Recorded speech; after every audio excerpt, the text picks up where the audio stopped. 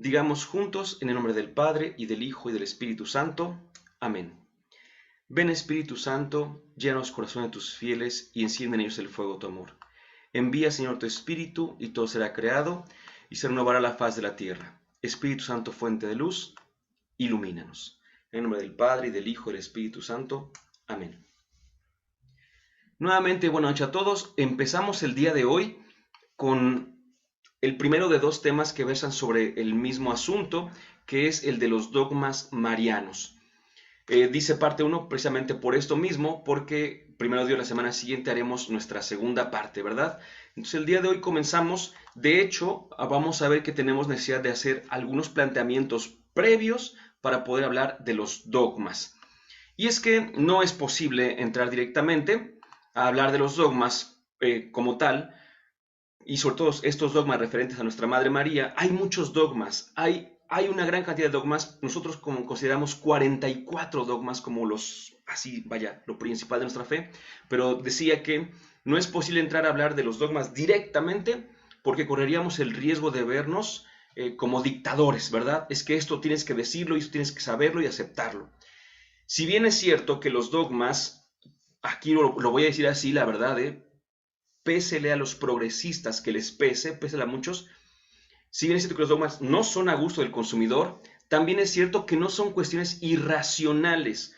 Por ello, debemos atender a, en primer lugar, la revelación, en segundo lugar, los dogmas en general, para de esta manera poder caminar en los dogmas marianos. Una vez que queden aclarados los primeros dos puntos, estaremos listos para adentrarnos en el tercero de ellos. Ahorita entonces nos vamos a dedicar a hablar un poquito de la revelación y de los dogmas en general, en primer lugar, y después ya vamos a particularizar en los dogmas marianos. Aquí decía una cuestión importante: los dogmas no son cuestiones irracionales, que es una cosa que a veces se puede como alegar en contra de ellos. No, a ver, vamos a decir varias cosas de ellos, vamos a ir poco a poco explicando, pero una primera cuestión es que puede ser que no sean 100% comprensibles, pero sí son inteligibles. A ver, ¿qué significa esto? ¿Cuál es la distinción? Que sean comprensibles significa que podemos adentrarnos en la profundidad total de lo que están afirmando. Pero, por ejemplo, si hablamos de la Trinidad, pues no podemos comprenderla así del todo, ¿no? En cambio, sí son inteligibles. ¿Y qué significa esto? Que no van en contra de la sana razón, solo que es un conocimiento al cual no hemos llegado como usualmente podríamos llegar. Por eso decimos que no son cuestiones irracionales. Pero insisto, hemos de atender en primer lugar a saber qué es la revelación, y en segundo, hablar de dogmas en general para ver qué significa esto. Porque en ocasiones se habla del dogma como una, repito, imposición, por una parte, y por otra, cuando se dice de alguien que es dogmático, a veces lo que se quiere decir es que es muy cerrado. Ahorita dije, por ejemplo, dije pésele a los progresistas que les pese, porque al parecer, repito, esto es apariencia, así que tengamos mucho cuidado. Aparentemente nuestra iglesia se está dividiendo en dos grandes bandos. De hace mucho tiempo, por supuesto, ¿no? El bando de los que llamamos, por así decirlo, conservadores, y el bando de los que sí llamamos progresistas. Yo no me refería a la iglesia progresista, porque de hecho la iglesia tiene que progresar, eso es definitivo. Pero hay ciertos que no están haciendo iglesia, que están progresando, por así decirlo, solitos, que están haciendo una pseudo iglesia. Entonces, a estos progresistas les duele mucho a veces la cuestión dogmática, sobre todo la cuestión dogmática que tiene siglos y siglos y siglos. Entonces, repito, no es a la iglesia que progresa. La iglesia tiene que progresar en muchos aspectos, de la misma manera en que la iglesia debe conservar muchísimos aspectos. Entonces la iglesia, por supuesto, tiene una parte que está bien conservada, sobre todo el depósito de la fe, y por otra parte, hay una iglesia que tiene que ir avanzando también, avanzando, avanzando. Si la iglesia no avanza, no comprende del todo la revelación, como vamos a ver. Así que es necesario que la iglesia también vaya progresando. La revelación fue progresiva y gradual. La iglesia también tiene que ir progresando gradualmente. Eso no hay problema. El problema está cuando por progresismo o por ser progresistas se empieza a dejar de lado lo que se viene desde la antigüedad. Así que eso no. Sí los hay. Hay creyentes que están de alguna manera equivocados, que están influenciados por cierto progresismo, no de la iglesia, cierto progresismo de fuera, y entonces empiezan a jalar hacia donde no es. Pero vamos a tratar entonces de distinguir esa parte. Y repito, para poder así llegar a los dogmas marianos. Y bueno, pues vamos paso a pasito para que podamos entender. Primer punto, la revelación.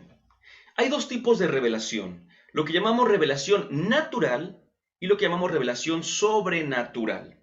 La primera de ellas, o lo primero que tenemos que decir, es que Dios se ha dado a conocer, sin duda. ¿Sí? Dios mismo ha querido que le conozcamos. Primer punto, ese punto es irrefutable. Desde la creación misma, ahí es donde entra la revelación natural, desde la creación misma, pasando por Abraham y los patriarcas, o por Moisés y los jueces, por los profetas y los reyes, hasta llegar a Jesucristo, su Hijo, esto es lo que llamamos revelación sobrenatural, Dios ha permitido y querido que lo conozcamos. Nuestro Dios, como dice el buen San Agustín, nos ha creado para Él. Imagínense entonces tener, porque la tenemos, esta necesidad, tenemos este anhelo, este deseo de Dios, y que no existirá Dios, por así decirlo, ¿no? Voy a poner así, que Dios hubiera puesto un deseo en nosotros y que se hubiera marchado. Y que nunca pudiéramos nosotros satisfacer en la santidad el deseo de Dios. No, no, no. Dios nos deja en nosotros un anhelo de Él, por una parte, pero por otra, también se deja conocer.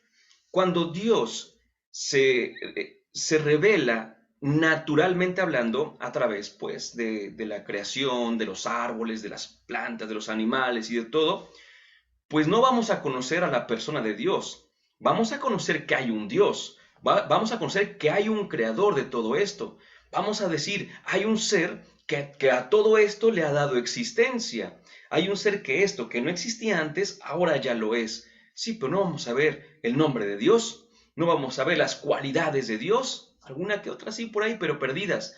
Por eso Dios no solo se revela de manera natural, sino que también se revela de manera sobrenatural. Hago paréntesis para decirles que sobrenatural se refiere exclusivamente a Dios. Hay gente que utiliza este calificativo de sobrenatural para referirse a cuestiones que tienen que ver con los ángeles o ángeles demonios, con los santos, con la Virgen, etc. No, nada de eso es sobrenatural, todo eso es preternatural. Con Dios, únicamente con Dios es lo sobrenatural. Entonces, esta revelación, como dije hace unos instantes, ha sido progresiva y gradual. Por eso podemos afirmar, hago paréntesis, en el párrafo anterior podemos leer la carta a los Hebreos, capítulo 1, versículos 1 y 2. Hebreos 1, 1 y 2. Ahí viene justamente esto, ¿no? De muchas formas, muchas veces y de muchas formas Dios se manifestó a nuestros padres, dice el autor de la carta a los Hebreos. Primero por los profetas y demás, dice, y en estos últimos tiempos por Jesucristo su Hijo. Perfecto, entonces ahí está. Vuelvo con el segundo párrafo. Dios se reveló en primer lugar de una manera nublada, porque, repito, las religiones sabían de Dios, las religiones naturales sabían de Dios, pero las religiones reveladas, empezando por el judaísmo, después por el cristianismo, por supuesto, pues obviamente que ya conocieron a Dios de una manera perfecta. Por eso dice, poco a poco fue siendo cada vez más y más clara esta revelación de Dios. Y en Jesús, nuestro Señor, pudimos ver a nuestro Padre. Decía Jesús, ¿verdad? Quien me ve a mí, ve al Padre. Juan 14:9. También en Juan 1:18 dice, a Dios nadie le ha visto jamás. Jesús, el Verbo, el Hijo de Dios, el que estaba en el seno con él, ese nos lo ha dado a conocer, nos lo ha revelado. Muy bien. Ahora, aquí viene una cosa importante porque para nosotros esto es fundamental. La revelación está contenida en el corazón de los elegidos de Dios. Y voy a explicar. Es necesario, dice Hechos 1, 21, 22, que uno de los hombres que nos acompañaron todo el tiempo que el Señor Jesús convivió con nosotros, desde el bautismo de Juan hasta el día en que fue llevado de entre nosotros al cielo, sea con nosotros testigo de su resurrección. A ver, fíjate cómo, voy a decirlo directamente, Jesús, que es la revelación plena de Dios. Insistimos, Dios se reveló antes, perfecto, pero en Jesús Dios se reveló plenamente. Bueno, ¿qué hace falta para ser testigo de la resurrección? Dice Pedro. Este texto del capítulo 1 de los Hechos narra la elección de Matías. Matías fue el apóstol que quedó en lugar de Judas. Cuando Judas dejó su lugar desocupado, hacía falta otro apóstol para que quedaran otra vez los 12. 12 que además de ser un grupo unido, por así decirlo, era también un número simbólico por todo lo que implicaba, por supuesto, este gran número, ¿no? La totalidad y, por supuesto, las tribus de Israel y todo esto, ¿no? Bueno, entonces hacía falta que quedara uno junto con Judas. Perdón, junto con los otros 11, en lugar de Judas, no junto con Judas, porque si no, imagínense, haría falta otro más, pero no. Matías entonces es el que va a salir elegido. Pero fíjense lo que dice Pedro. Dice que hace falta que haya convivido con ellos, es decir, que haya sido testigo de todo lo que hizo Jesús. Por eso, arriba decíamos, la revelación está contenida en el corazón de los elegidos de Dios. Jesús se reveló. Jesús como palabra de Dios se reveló a los hombres. Dios mismo se reveló a los hombres. Pero esta revelación no quedó, a eso quiero llegar, no quedó grabada en una piedra, no quedó grabada en un árbol, no quedó grabada así, sino que quedó grabada en el corazón de todo un pueblo. ¿Sí? Y este pueblo no era un pueblo como nosotros. Miren, así de fácil. Yo actualmente ahorita estoy frente a una computadora y a mi derecha está mi impresora. Cualquier cosa que yo por aquí tecleo, la impresora lo puede imprimir y tenemos ya el documento. Y para ustedes es igual de fácil tener un documento impreso, fotocopiado, etc. En aquellos tiempos no. En aquellos tiempos lo que Dios daba a conocer, lo que Dios revelaba, ¿dónde quedaba? En el corazón, en la mente, en la memoria, en la vida, no nada más de uno solo, sino de todos los elegidos, del pueblo entero. Entonces, por eso es que hablamos de una tradición o una transmisión. Dirá San Pablo, así pues, hermanos, manténganse firmes y conserven las tradiciones que aprendieron de nosotros, de viva voz o por carta. Aquí ya vimos otra cosa, que la revelación puede ser transmitida de viva voz o por carta, oralmente o por escrito. Bueno, pues ahora que estamos entendiendo esto, es justo que hablemos de lo siguiente. Estos elegidos, los que decíamos que ahí en su corazón estaba la revelación de Dios, estos elegidos algunas veces han escrito y otras transmitido de viva voz. A la transmisión oral, el día de hoy le llamamos sagrada tradición. Y a la transmisión escrita, el día de hoy, le llamamos sagrada escritura. Pero como ninguna revelación puede interpretarse por sí misma, sino mediante el espíritu con que fue escrita, se requiere del magisterio de la Iglesia para poder saber lo que realmente quiso decir el Señor. Vamos entonces a decir esto. Me gusta mucho evocar lo que el Papa Francisco dijo hace algún breve tiempo, por supuesto ya era pontífice, y que él condensa en esa frase, evidentemente, lo que la Iglesia ha creído siempre. No es que el Papa Francisco lo haya dicho en primer lugar, sino que condensa la voz de la Iglesia. Y dice lo siguiente, Papa Francisco, la palabra de Dios precede y excede la Biblia. La palabra de Dios precede y excede la Biblia. ¿Qué significa esto? ¿La Biblia es palabra de Dios? Efectivamente, la Biblia es palabra de Dios. ¿En la Biblia está toda la palabra de Dios? No. No. En la Biblia no está toda la palabra de Dios. ¿En la Biblia está toda la revelación? No. No está toda la revelación. ¿Dónde está la revelación entonces? Bueno, parte está en la palabra escrita, pero parte está en lo que se ha transmitido oralmente de uno a otro de los integrantes. Por eso, por ejemplo, es importante, ¿no? Yo puedo poner el caso de mi comunidad, en la comunidad en la que vivo mi fe. Primordialmente tengo una comunidad parroquial, que es la parroquia de Nuestra Señora del Refugio, y dentro de esa comunidad parroquial, una comunidad más concreta, que es la comunidad Josué. Tuvimos la bendición de que hace 7 años el Señor nos invitó a formar esta comunidad. 7 años ya.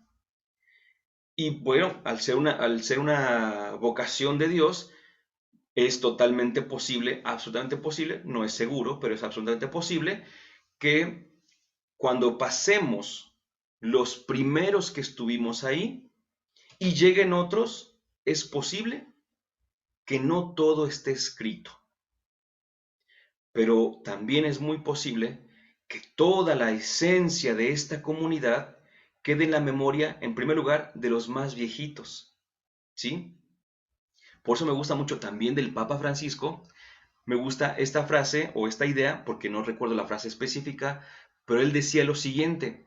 Decía también que el futuro de la iglesia está en los jóvenes. Y uno diría, bueno, pero eso es muy común decirlo. Espérate, que no he acabado. Decía el Papa Francisco, el futuro de la iglesia está en los jóvenes y en los ancianos. ¿Cómo que, cómo que en los ancianos está el futuro de la iglesia? Si uno dice, sí, los jóvenes todavía porque tienen mucho por delante. No, es que una cosa es que estos jóvenes vayan a estar mañana. Pero otra cosa es que si hay puro joven, puede que no tengan la memoria de lo primero que aconteció. Por eso los ancianos, decía el Papa Francisco, también van a formar el futuro de la iglesia. Si los ancianos, si los de antes, si los viejos, por así decirlo, olvidan el fundamento de la iglesia, habrá una iglesia joven, pero desmemoriada. Y una iglesia joven y desmemoriada va a ser muy innovadora, va a tener mucho empuje, mucha fuerza, pero se va a acabar convirtiendo en algo muy diferente a lo que empezó.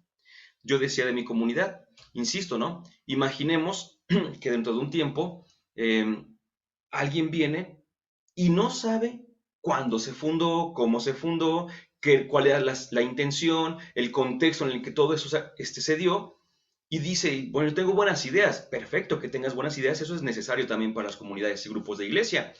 Pero de repente empiezas con sus nuevas ideas a mover todo lo que hay de la comunidad, originalmente hablando. Quizá en 100 años entonces alguien encuentre un documento que diga cómo era todo en esta comunidad en un primer lugar y lo compare con lo que está pasando y diga, ¿sabes qué? No tiene nada que ver. Ahí hay un problema muy grave, ahí hay un riesgo muy grave. Si nosotros únicamente tuviésemos la Biblia, después de 20 siglos, seguramente la iglesia a la que pertenecemos, que es la iglesia que Cristo ha fundado, seguramente esta iglesia no se parecería a la primera iglesia.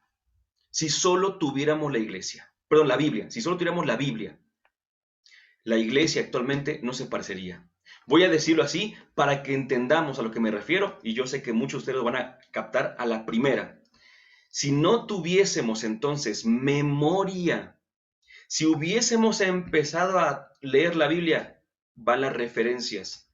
1500 años después, el día de hoy, no tendríamos ni Eucaristía. Sé que muchos de ustedes entendieron la referencia, ¿verdad? Porque la sola Biblia no es suficiente. También hace falta la memoria, la tradición oral. La tradición escrita ahí está, y es buena, y es necesaria. Pero la tradición oral, también necesita, ambas se necesitan, vaya, ambas se requieren una de la otra. La Biblia sola por sí misma podría quedar como una piedra Es más, como algo que después de 20 siglos ya no dijera nada nuevo, por así decirlo, ¿verdad? En cambio, la tradición oral solita se habría podido desviar, pero mira, muchísimo. Y al día de hoy muchos olvidan la historia de la iglesia, tienen esta amnesia y obviamente pueden estar muy lejos de lo que en su momento ha sido la piedra sobre la cual se ha basado y fundamentado la iglesia entera. Por eso necesitamos de las dos, de la sagrada tradición y de la sagrada escritura. Muchas veces nosotros pensamos que todo tiene que estar en la iglesia. Perdón, otra vez lo dije. Pensamos que todo tiene que estar en la Biblia. No, no, no. No todo tiene que estar en la Biblia. ¿Por qué no? Porque para nosotros ya sabemos que hay cosas que vienen en la Biblia y cosas que no están en la Biblia, pero están en la memoria de la iglesia, la sagrada tradición, esa que ha ido de año en año, de siglo en siglo hasta el día de hoy. Cosas que no sabríamos porque la escritura no lo dice, pero es que recordemos lo que dijimos hace un momentito. No, la palabra de Dios precede y excede la Biblia. Hay palabra de Dios que no esté en la Biblia, ¿eh? Así que no todo tiene por qué venir en la iglesia. Y un punto más. Dice San Pedro en su segunda carta que ninguna profecía ha sido escrita por obra humana. Por tanto, ninguna profecía tiene que interpretarse así nada más porque sí, sino que tiene que interpretarse según el espíritu con el que fue escrita.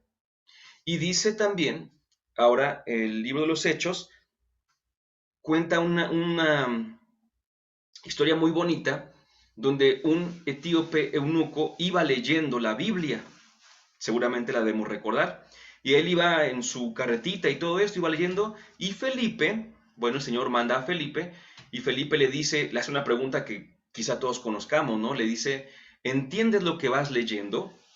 Y le responde el eunuco, ¿cómo lo voy a entender si nadie me lo explica? ¿Verdad? Tenía la Biblia delante de sí, la estaba leyendo. El eunuco pudo haberle dicho, pues yo creo que dice esto, o para mí dice lo otro, o quién sabe. No, no, no. ¿Sabes qué? No entiendo. Explícamela. Esa es la labor del magisterio de la iglesia. La revelación de Dios, entonces, está contenida en la Sagrada Tradición y en la Sagrada Escritura. La revelación de Dios tiene que ser interpretada por el magisterio de la iglesia. ¿Estamos de acuerdo? Si alguien dice, para mí la revelación únicamente está en la Biblia, está mocho. Si alguien dice, para mí la revelación está únicamente en la tradición, está mocho. Necesita de las dos. Y no solamente hace falta las dos, sino que hace falta alguien que explique esta revelación. Continuamos entonces. Segundo punto que hay que tomar en cuenta para poder hablar de los dogmas marianos. Hay que hablar de los dogmas en general, porque, insisto, mucha gente cree que un dogma es tienes que repetir esto y guarda silencio, ¿verdad? Y no tienes que preguntar y no tienes que decir nada porque esto es dogma y no puedes tú dudar de ello. A ver, vamos por partes. Fíjate qué bonita definición. Los dogmas son, primero, verdades de fe, ¿sí? No hay dogmas que sean verdades científicas, aunque una verdad de fe no se oponga en absoluto a una verdad científica, ¿eh? Por supuesto. Los dogmas son verdades de fe que están, y aquí fíjate nada más qué bonito, que están explícitas o implícitas en la divina revelación. Es decir, una verdad de fe que se ve luego, luego, o una verdad de fe que hay que buscarle un poquito. Se ve luego, luego, explícito. Hay que buscarle, implícito. Están explícitas o implícitas en la divina revelación. ¿Y cuál es esa divina revelación? Ya lo dijimos, la palabra de Dios escrita o transmitida. La palabra de Dios, Biblia o sagrada tradición, ¿verdad? ¿En qué se basan estos dogmas de fe? Se basan, en primer lugar, en la autoridad misma del Dios revelador. A esto se llama fides divina. Y la Iglesia garantiza con su definición que se hallan contenidas en la divina revelación. Dichas verdades se apoyan también, ojo, en la autoridad del magisterio infalible de la Iglesia. A esto se le conoce como fides católica, cuando son propuestas por medio de una definición solemne del Papa o de un concilio universal. Entonces, son verdades de fe definidas, ¿sí? Ojo, a ver, vamos a ver. En nuestra iglesia tenemos nosotros verdades de fe. Tenemos nosotros así como afirmaciones de fe, pero no todas son dogmas. No todas son dogmas. Eso es importante. Si nosotros decimos, oye, una muy clásica, muy clásica, y que no pasa nada, ¿no? O sea, es lo de menos. ¿A qué edad murió Jesús? Bueno, yo les puedo decir que Jesús murió aproximadamente a los 37 años. Aproximadamente, puede que un poquito más. Eh, Eso es una verdad histórica. Pero hay algunos que dicen que Jesús murió a los 33 años. El día de hoy todavía sigo escuchando gente también, obviamente de la iglesia, me refiero, claro, no fuera de la iglesia, que dice, tengo la edad de Cristo, 33 años. Bueno, Cristo tuvo también 15, ¿no? Entonces también ya pasamos por la edad de Cristo. Pero dicen que Cristo murió a los 33. Esa no es una verdad histórica, pero tampoco es que sea dogma inalterable que Jesús murió a los 33 o a los 37 o a ninguna edad. Eso no cambia nada. Solo que, decía el padre Jorge Loring, no es una falta a la fe, es una falta a la razón, ¿verdad? Si alguien dice murió a los 33, pues no es que esté pecando, no es que esté pecando por sí que Jesús murió a los 33 años, no está pecando, pero es una falta a la razón porque Dios que nos dio la razón nos deja conocer muchas cosas históricamente hablando. Entonces, ahí está. Pero aquí ese no es el caso, porque no todas las verdades que podemos pronunciar son dogmas. Entonces, si hay un dogma, por ejemplo, que Jesús está presente en la Sagrada Eucaristía, eso es dogma, yo no puedo dudar de ello. Porque si dudo de ello, puedo caer en la herejía. ¿Sí? ¿Qué es la herejía? Es la duda constante y pertinaz en algo que es de fe divina y católica. ¿Sí? En algo que Dios nos ha dejado conocer y que la iglesia nos ha propuesto. Yo dudo de eso, pero sabiendo, obviamente, porque es una cosa importante, sabiendo lo que quiere decir dudo, entonces es una herejía. Cuidado, porque a veces rebajamos la herejía a cualquier cosita. No, la herejía no es cualquier cosita. Para ser hereje hay que ser muy inteligente. Hay que conocer la doctrina y hay que ir en contra de esa doctrina mediante una razón teológica impresionante. Entonces, ahí sí, hay herejes, por supuesto. En la antigüedad hubo muchas herejías. Actualmente, herejías sigue habiendo, pero la mayor parte no es que sean herejes, sino que están equivocados. O sea, es decir, no entienden a lo que se refiere, ¿no? Por ejemplo, hace unos meses, unas semanas, me puse a escuchar un poquito a Rius, un escritor ya fallecido, que se declaraba ateo, anticristiano y antiiglesia, ¿no? Pero la verdad es que yo lo que puedo decir de él es que era ignorante, a pesar de haber sido formado durante un tiempo, en los mismos seminarios de la iglesia, pues obviamente escucha lo que él dice, escucha uno lo que él dice, y dices, es que no es así. O sea, está renegando de una idea que tiene. Está peleándose él contra él. No está peleando a la iglesia porque no está diciendo lo que la iglesia dice. Entonces, ¿era hereje? No era hereje, era ignorante, simplemente. Así que no siempre somos herejes, sino que muchas veces somos simplemente ignorantes de las cosas. Pero bueno, estos dogmas entonces son verdades de fe que necesitamos nosotros, ahorita vamos a ver, necesitamos creer. El magisterio de la iglesia ejerce plenamente la autoridad que tiene de Cristo cuando define dogmas. Es decir, cuando propone de una forma que obliga al pueblo cristiano a una adhesión irrevocable de fe, verdades contenidas en la revelación divina, o también cuando propone de manera definitiva verdades que tienen con ellas un vínculo necesario. Aquí es importante que digamos esto porque más adelante vamos a avanzar un poquito en los dogmas de María y vamos a ver que algunos de nosotros, permítanme decirlo así, y espero ser prudente, por supuesto, ¿no? Que muchos de nosotros tenemos como que un protestante dentro de nosotros cuando se nos dice algún tipo de dogma y lo primero que se viene a la cabeza y que decimos casi sin pensarlo es, ¿dónde viene eso en la Biblia? Bueno, nosotros tendríamos que ser más amplios y decir, ¿dónde está eso en la revelación?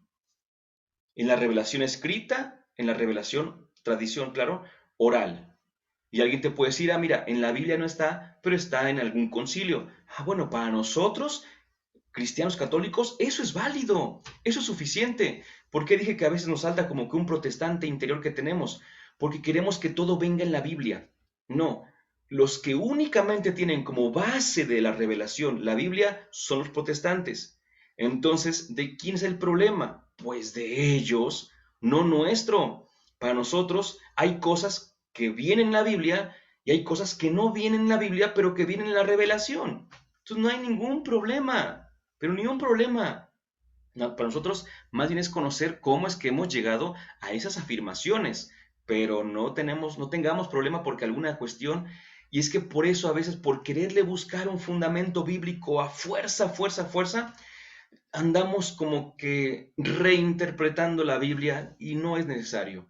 La verdad es que no todo así tal cual viene en la Sagrada Escritura. Ahora sí pasemos, ya que tenemos, fíjense nada más, la revelación entonces es como Dios se da a conocer, punto número uno. Y dijimos, la revelación está Biblia, tradición y magisterio. Primer punto. Los dogmas es que basándonos en Biblia, tradición y magisterio, se obtiene una verdad de fe a la cual debemos adherirnos con fuerza. ¿Sí? Esos son los dogmas, una verdad de fe, una luz en el camino. Y dentro de les decía, 44 dogmas de nuestra iglesia, podríamos, si quieren ver por así decirlo, podríamos sacar un poquito más, claro está, pero dejémoslo de momento así. Tenemos los dogmas marianos, que son unos muy particulares, mucho, muy particulares. Tenemos el dogma que relaciona a María como hija de Dios Padre. ¿Cuál es? La Inmaculada Concepción. Tenemos el dogma que relaciona a María como madre de Dios Hijo, la maternidad divina. Tenemos a María en su relación con el Espíritu Santo. Sabemos que es esposa del Espíritu Santo, de Dios Espíritu Santo, por eso es la virginidad perpetua. Y tenemos a María como imagen de la iglesia, y en este caso asunta, como la iglesia lo ha de ser también, asunta al cielo en cuerpo y alma. Estos son los 4 dogmas que conocemos de nuestra Madre María. Algunos teólogos se ponen muy exquisitos, muchachos, muy exquisitos, y dicen que el tercer dogma no es dogma, la virginidad perpetua. ¿Por qué? Porque si recuerdan, cuando hablamos de los dogmas, dijimos que tenían que ser declaraciones así hechas, ya sea por un pontífice como tal o algún concilio también. Y el de la virginidad perpetua no está declarado así de una manera formal, oficial, final. Sí que se dice, por supuesto que se dice, en varios concilios, los obispos y los pontífices durante todo ese tiempo, claro que lo dicen, por supuesto, pero la declaración oficial no es posible encontrarla como encontramos, ojo, como encontramos los otros 3 dogmas. Por eso repito, se los digo para que no nos tomen por sorpresa, por supuesto. De estos 4 dogmas, el tercero, la virginidad perpetua, bueno, el tercero que aparece aquí, algunos lo ponen en cuestión. ¿Y cuál es el punto de ponerlo en cuestión? No le quita nada a la fe, no le quita nada a la fe, pero sí cambia un poquito la tradición. ¿Sí? La tradición, no la tradición, la sagrada tradición, sino la forma en la cual vemos a nuestra Madre María. Por cierto, durante un tiempo, yo recuerdo que ya tiene muchos años, alguien me mencionó que había un quinto dogma que era el de María Corredentora. Y esto que estoy diciendo estuvo hace unas semanas en boca de todos. ¿Por qué? Pues porque el Papa Francisco dijo que María no era corredentora. A ver, vamos por partes.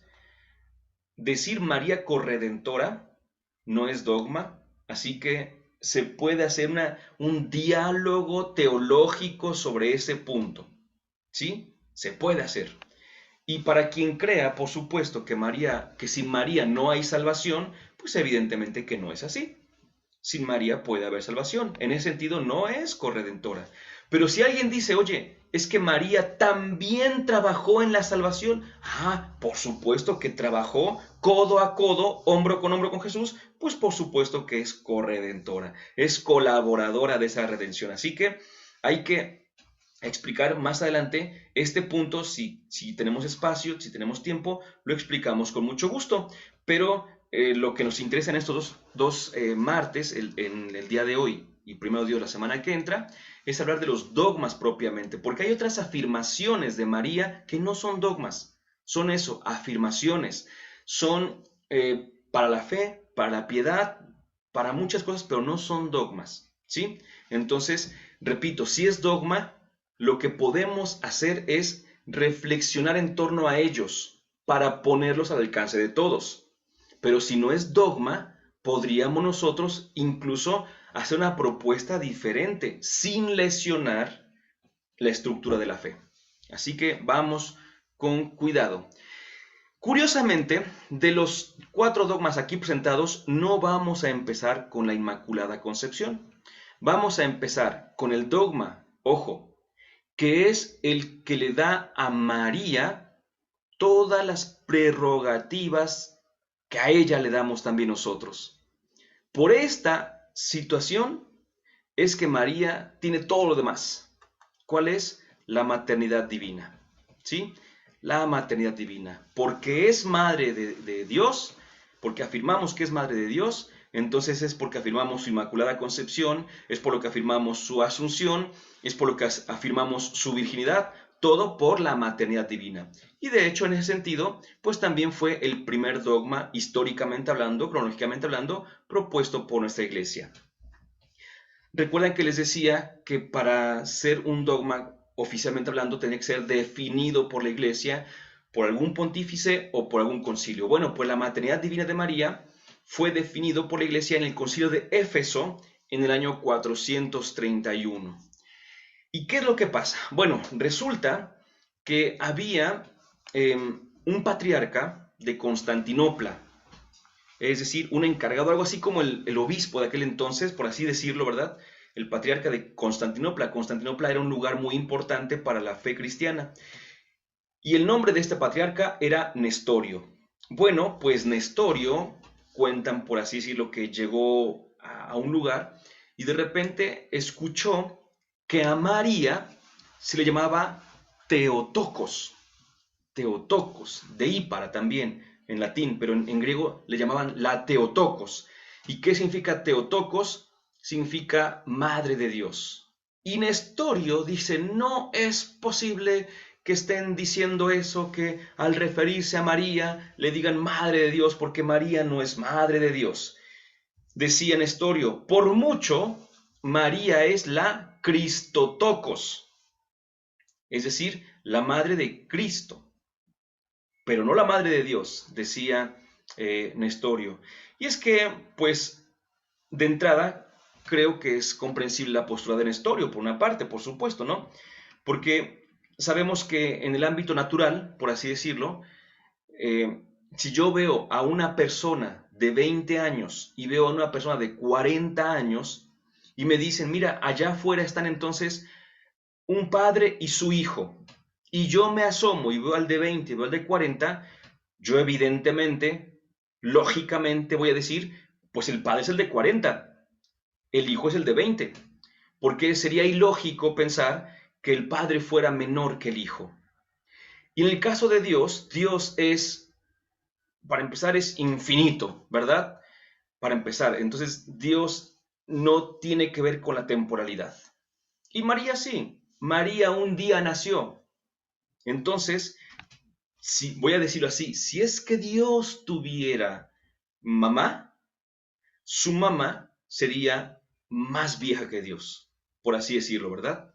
Si Dios tuviera madre, su madre sería más vieja que él. Y de hecho, esta madre sería más Dios que él, porque sería más antigua, más infinita que él. Entonces decir que María era madre de Dios, a Nestorio no le gustó mucho que digamos, y dijo, ¿sabes qué? Pues es que no puede ser porque María es una criatura temporal, mientras que Dios es eterno. ¿Cómo puede ser María temporalmente criatura, madre de la eternidad? Es imposible. Bueno, vamos por partes. Vamos por partes. Para poder entender esto, aquí vamos a hacer uso de ciertas palabras técnicas filosófico-teológicas. Bueno, la primera palabra es physis, ahí está escrita en su pronunciación y también escrita en el griego. Y la segunda palabra es prosopon, physis y prosopon. La primera de ellas significa naturaleza. Hace referencia pues a la naturaleza de algo, de lo que sea, mientras que prosopon hace referencia a la persona. Van a ver por qué es importante recurrir a estas palabras. La iglesia recurrió a ellas para poder explicar justamente a qué se refería cuando decíamos que María era madre de Dios. Fíjate nada más. Ejemplos. El ser humano tiene una naturaleza, la humana, la naturaleza humana, pero también tiene una persona. Es una persona. Por ejemplo, María, Juan, Isabel, Pedro, etc. Entonces, si uno responde la pregunta, ¿qué eres? La pregunta ¿qué? O la palabra ¿qué? Hace referencia a la naturaleza. ¿Qué eres? Soy un ser humano. Pero si pregunta ¿quién eres? Entonces, pues eres María o eres Pedro. Se responde por la persona. Ojo, una cosa es la naturaleza y otra cosa es la persona. Yo, yo, mi persona es la persona de Sergio. Voy a decirlo así, mi conciencia es la conciencia de Sergio. Yo soy Sergio, ¿verdad? ¿Quién eres? Pues soy Sergio. Con todo lo que implica, no estoy diciendo el nombre nada más, estoy diciendo una historia, unos sueños, tantas cosas, ¿no? Pero si me preguntan qué eres, bueno, pues soy un ser humano, ¿verdad? Naturaleza humana, la persona es Sergio. Ok. Todo ser humano entonces, ojo, todo ser humano tiene una naturaleza y una persona. Sin embargo, en Cristo hay dos naturalezas. La naturaleza humana y también la naturaleza divina. Nosotros decimos que Cristo es verdaderamente hombre y verdaderamente Dios. Y aunque constan de dos naturalezas, no hay dos personas en Cristo. No hay dos. Hay una sola persona. ¿Cuál es esta persona? El Verbo encarnado. ¿Sí? Entonces aquí fíjate nada más qué bonito. La maternidad divina de María implica el misterio de la encarnación. Por la encarnación, la segunda persona de la Santísima Trinidad, el Verbo, asume una naturaleza humana, no la destruye, no la absorbe, no la confunde con su naturaleza divina, sino que la asume. Tampoco pierde su propia naturaleza divina. ¿Sí? Entonces voy a decirlo de esta manera. Voy a poner un caso que no es el mejor, pero que nos puede ayudar un poquito a entender. Imaginemos que soy el entrenador de un equipo de fútbol. Y entonces yo soy el entrenador. Yo soy el que guía, el que dirige y todo esto. Y tengo a muchos a mi cargo. En ese sentido, y únicamente en ese sentido, yo soy mayor que ellos. Ellos me obedecen a mí. Entonces estamos en la práctica de fútbol y al finalizar les digo, ya recojan todo, echen los balones en aquel lugar porque ya vamos a entregar las instalaciones. ¿A quién le toca echar los balones en aquel cesto? A los entrenados, ¿sí? Ya nos vemos, profe, nos vemos, entrenador, que le vaya bien, muchacho, que le vaya bien, muchacho, que le vaya bien. Se van todos. Y entonces estoy por ahí y viene el encargado del lugar y me dice, mira, dejaron un balón tus muchachos.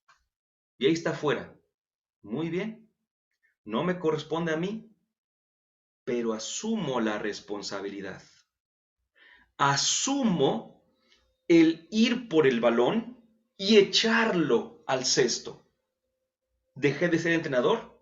No, pero hice lo que haría el jugador, el entrenado, ¿sí? No dejé de ser entrenador y pasé a ser jugador, pero hice una acción que hace el jugador. Entonces, no me destruí, no se absorbió en esa naturaleza del jugador al entrenador. No. Simplemente asumí algo, ¿sí? No perdí mi naturaleza, no nada. Lo mismo con Jesús. Repito, es un ejemplo bastante lejano, pero para que lo entendamos así de rápido, Jesús, pues, es como el entrenador, asume la naturaleza humana, pero no pierde la naturaleza divina. Tampoco destruye la naturaleza humana, la respeta. Y en ese sentido es que entendemos la encarnación. Veamos, por ejemplo, es necesario comprender que una naturaleza humana puede pertenecer a una persona no humana. Ojo, acuérdense que una cosa es naturaleza y otra es persona. Una naturaleza humana puede pertenecer a una persona no humana, sino en este caso divina, una persona divina. La persona es el sujeto necesario de cualquier naturaleza humana individual. ¿Sí? Voy a poner un ejemplo así, nada más para pues sí, ejemplificar y que está muy lejos de esto, está muy lejos, pero que nos puede dar una pequeña luz. Últimamente hay películas en donde hay grandes robots y se meten dentro del robot algunas personas. La persona se mete en el robot. ¿Quién es ese? Es Sergio el que va manejando el robot. Pero ¿con qué corre Sergio? ¿Con qué pega Sergio? ¿Con qué salta Sergio? Con el robot. ¿Sí? Entonces, la naturaleza de robot, la persona de Sergio. La naturaleza humana, la persona divina. ¿Sí? Entonces, en la humanidad de Jesús, por así decirlo, en la humanidad de Jesús, se incorporó, por así decirlo también, la persona del verbo. La persona del verbo se encarnó. Dice San Pablo que Cristo, siendo de condición divina, se abajó, se anonadó, se despojó de sí mismo y se hizo igual a nosotros. En el himno cristológico más completo del Nuevo Testamento, Filipenses 2, del 5 al 11. Jesús, engendrado por obra del Espíritu Santo, es verdadero hombre, porque tiene una naturaleza real y perfectamente humana. Pero también es verdaderamente Dios, porque la persona que sustenta esa naturaleza no es otra que la del Verbo.